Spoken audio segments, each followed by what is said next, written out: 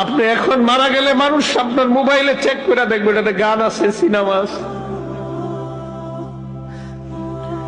গান cinema mobile থেকে delete করে দেন, তওবা করেন। পৃথিবী সাক্ষী হয়ে যাবে যে এই ছেলেটা মারা গেছে, ওর মোবাইল তো সিনেমা আছে, ওর মোবাইলে নাটক আছে, মানুষ সাক্ষী হয়ে যাবে আপনার গুনাহের। মোবাইল থেকে আপনি গান ডিলিট করে দেন, নাটক ডিলিট করে দেন।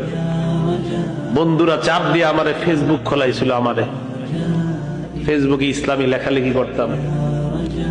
কিছুদিন পর বুঝতে পারলাম এখানে সময়ের লেখালেখি যদিও আমি করি, মানসিক যুদ্ধে লিপ্ত হইতে হয় ফেসবুকে।